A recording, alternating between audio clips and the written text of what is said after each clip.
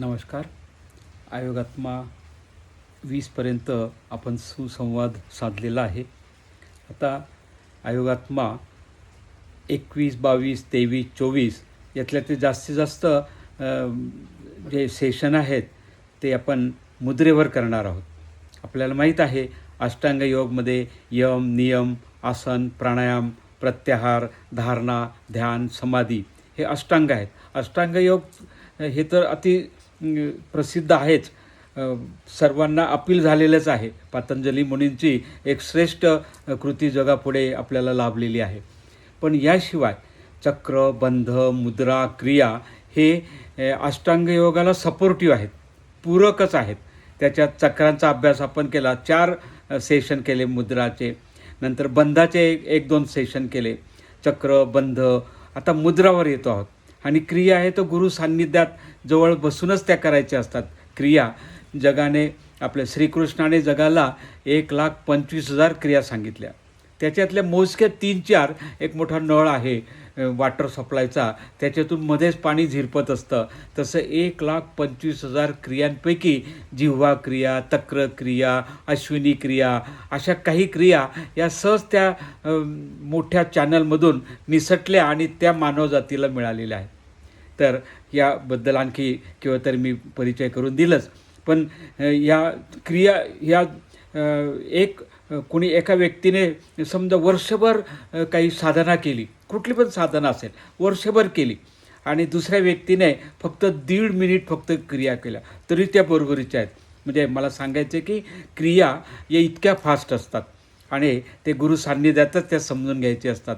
पण त्याच्याबद्दलचं एक सुंदर इंट्रोडक्टरी सेशन आपण जरूर करू क्रियांच्या बाबत. पण जसं आपण मुद्रांचा विशेष अभ्यास करतो, चक्रांचं करतो, तसा मात्र तर नाही करता येणार. गुरु सान्निध्यातच ते करावं लागेल. आणि म्हणून आता आपण या मधला पूरक जो भाग आहे, चक्रांचा केला, बंधांचा केला, आता आपण मुद्रावर आलेलो आहोत. मुद्रा याचं वर्णन एका वाक्याने करायचं ठरवलं की मुद्रा हे दैविक औषधालय आहे. दैविक औषधालय आहे आणि याला बिना औषधाने विकृती हरण होऊ शकते. आता मुद्रांचा सरळ अर्थ आपण जर पाहिला, मुद्रा म्हणजे काय? अधिकार, ऑथेंटिसिटी, ठप्पा, शिक्का अशा अर्थाने आपण मुद्रा, आपली भारताची मुद्रा काय आपल्याला माहिती आहे, रुपया आहे, म्हणजे अशा अर्थाने. तर या मुद्रा अशा पद्धतीने इतक्या पॉवरफुल आहेत. तर याचे 4-5 सेशन होतील. मुद्रा म्हणजे काय, मुद्रांचा इंट्रोडक्टरी भाग, त्याचे प्रिन्सिपल, नंतर मुद्रा आणि संशोधन, आरोग्यासाठी मुद्रा, असं माझा विचार आहे. आणि नंतर मग विशेष मुद्रा जी आहेत, मुद्रांचे प्रकार, त्याच्यात विशेष मुद्रा कोणत्या, हस्तप्रधान मुद्रा, नंतर सहाय्यक मुद्रा, शक्तिचालिनी मुद्रा, अशा प्रकारचे क्लासिफिकेशन आपण मुद्रामध्ये जरूर पाहणार आहोत. आता मुद्रांच्या इंट्रोडक्टरी सेशनमध्ये हे जर समजलं तर पुढे मुद्रा करायला आपल्याला निश्चितच आनंद होतो. इतके सुंदर हा भाग आहे. तर याच्यामध्ये या सृष्टीमध्ये, या ब्रह्मांडामध्ये आपण एक ब्रह्मांडाची लहान प्रतिकृती आहोत. आणि ब्रह्मांडामध्ये काय आहेत? 5 तत्व आहेत. त्याला पंचमहाभूत म्हणतो आपण. अग्नी, वायू, आकाश, पृथ्वी आणि जल. आणि ते कोण रिप्रेझेंट करतं? आपले बोट. अंगठा म्हणजे अग्नी, तर्जनी अग्नी, वायू, आकाश, पृथ्वी आणि जल. अग्नी, वायू, आकाश, पृथ्वी आणि जल हे बेसिक प्रिन्सिपल आहे. हे जर आपण समजून घेतलं तर मुद्रा समजायला, मुद्रा हे प्रकरण समजायला काहीच अडचण येणार नाही. या विश्वामध्ये एक चैतन्य शक्ती आहे. चैतन्य शक्ती, त्याला ऊर्जा म्हणा किंवा एनर्जी म्हणा, तर ही या विश्वामध्ये आहे. चेतना आहे, चैतन्य आहे, आणि ती एका वायूबरोबर आपण स्वीकारतो. आणि त्याला आपण मोठं गोंडस नाव दिलं, एक प्राणवायू. चैतन्य किंवा चेतना, ऊर्जा, व्हायटॅलिटी हे आपण वायूबरोबर स्वीकारतो आणि तोच आपला प्राणवायू आहे. हे असं चैतन्य ज्या ज्या ठिकाणी जीवसृष्टी आहे त्या ठिकाणी हे चैतन्य या स्वरूपामध्ये आहे.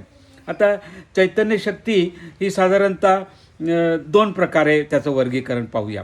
जीवनी शक्ती आणि संहार शक्ती. चैतन्य आहे, परंतु ती दोन प्रकारचं आहे, एक जीवनी शक्ती आणि एक संहार शक्ती. जीवनी शक्तीने काय होतं, निर्मिती संवर्धन होते आणि संहार शक्तीने ऱ्हास आणि विनाशच होतो. असं हे प्रकार आहे. आता ज्याचं ज्या पंचतत्वाचं प्राबल्य असेल त्याप्रमाणे ती शक्ती, चैतन्य शक्ती आपल्याला दिसून येते. आपल्याला आपलं जीवन शांततापूर्ण असावं, अशांतता नसावी, खिन्नता नसावी, विकृती नसावी असं आपल्याला वाटतं. असं ऋषीमुनींनाही वाटलं होतं. आपलं जीवन, मानवी जीवन हे निरामय असावं, शांतता असावी, प्रसन्नता असावी असं आपल्या ऋषीमुनींनाही वाटलं. आणि म्हणून ऋषीमुनींनी एक सुंदर असं रचना या पंचतत्वाशी निगडीत शोधली केली आहे आणि तीच मुद्रा स्वरूपामध्ये आपल्या पुढे उपस्थित आहे. शरीरात यामध्ये काय होतं, आता पहा एक सोपं उदाहरण, अग्नी खूप प्रकोपित झाला तर अग्निप्रलय होतो. पाणी जास्त, पाऊस जास्त पडला तर जलप्रलय होतो. हे त्या तत्वाचं प्राबल्य वाढलं म्हणून ते असंतुलन निर्माण झालं.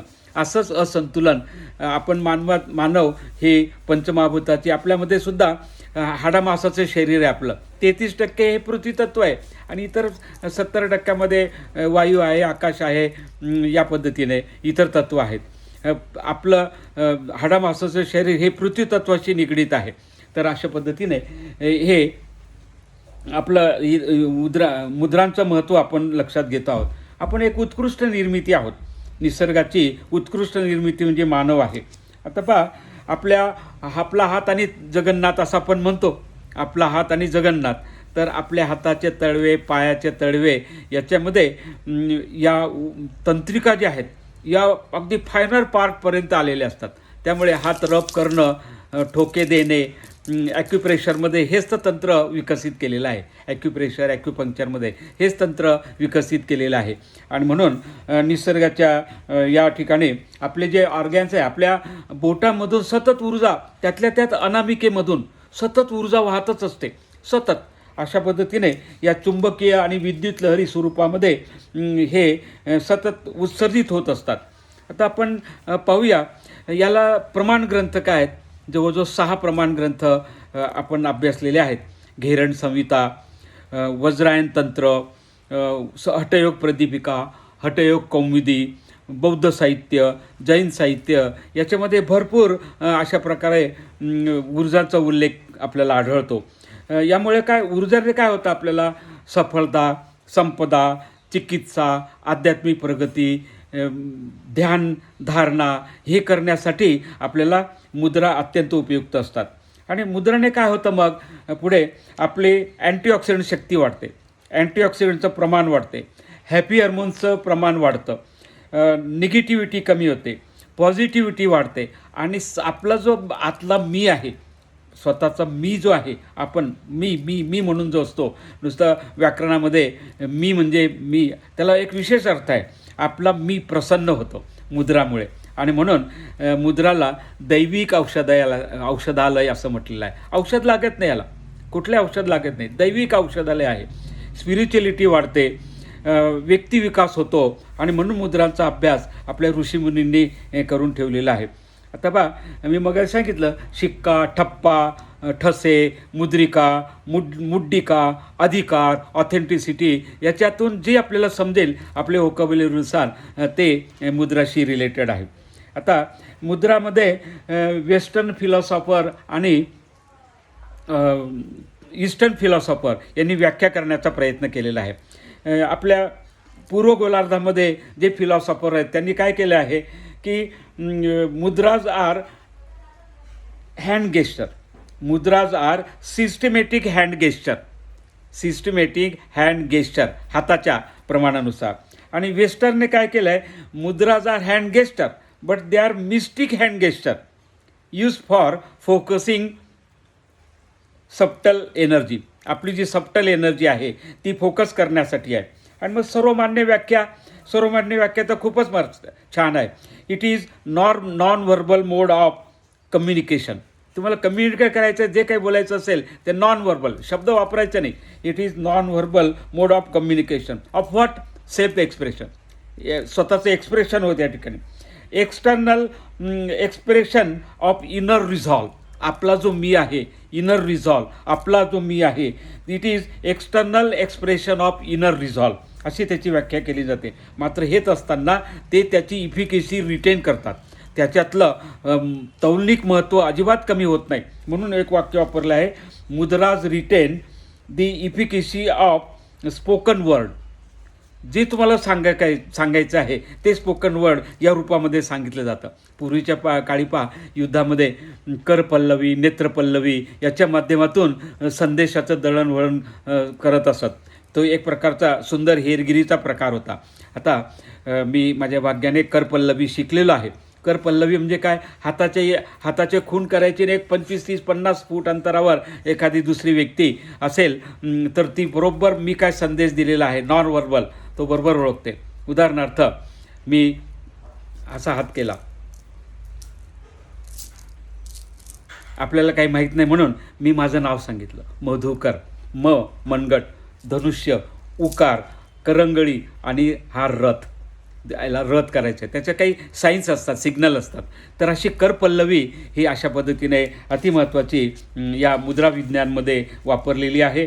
यामुळे मुद्राने काय होतं, भीती, शक्ती, आदर, दान, आरोग्य, अभ्यास यांचा उल्लेख केला जातो. वेरूळ, अजिंठा, लेणीमध्ये, मंत्रशास्त्रामध्ये, उपासनाशास्त्रामध्ये, नृत्यशास्त्रामध्ये मुद्रांचा भरपूर उपयोग करण्यात आलेला आहे. भरतनाट्यममध्ये आपल्याला आपल्या घरात कोणी लहान बालक असेल तर 3ऱ्या-4थ्या वर्गात त्यांना मुद्रा चांगल्या पद्धतीने त्या भरतनाट्यममध्ये, कथकमध्ये शिकवल्या जातात. अशा पद्धतीने श्रीकृष्ण आणि अर्जुनाच्या संवादमध्ये देखील प्रपन्ना परिजाताय तोत्रवेते प्राणय ज्ञानमुद्राय कृष्णाय गीतामृते दुहे नमः. जैन साहित्य, रोमन साहित्य, बौद्ध साहित्य, इस्लाम, ख्रिस्त याच्यामध्ये इजिप्त संस्कृती, जे इजिप्तमधले जे पिरॅमिड्स आहेत त्याच्यातले जे त्या काळी होऊन गेलेले राजे वगैरे होते, तर त्यांच्या प्रतिमा देखील आपल्याला मुद्रामध्ये दिसून येतात. तर अशा प्रकारचं हे एक सायलेंट लँग्वेज आहे. याचा पुढचा भाग आपण आणखी दुसऱ्या एका लेक्चरमध्ये पाहणार आहोत. तुर्तास एवढंच थांबूया. धन्यवाद. जय हिंद.